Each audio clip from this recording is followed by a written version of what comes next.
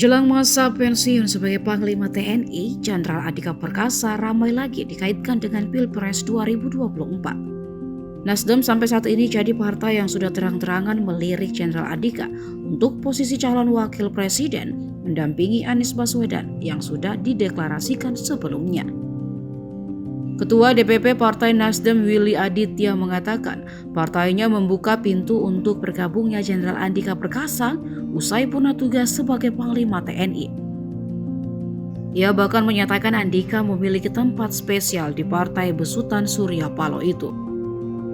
Willy menuturkan Nasdem akan menindaklanjuti kesempatan tersebut. Caranya dengan mengajak berkomunikasi Andika membahas perpolitikan pada awal tahun depan.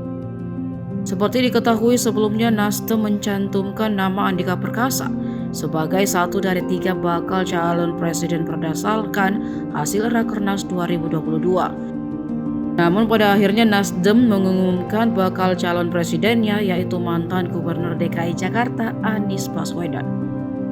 Sebagai informasi, Jenderal Andika Perkasa telah resmi menyerahkan jabatannya sebagai Panglima TNI kepada Laksamana Yuda Margono pada Selasa 20 Desember kemarin.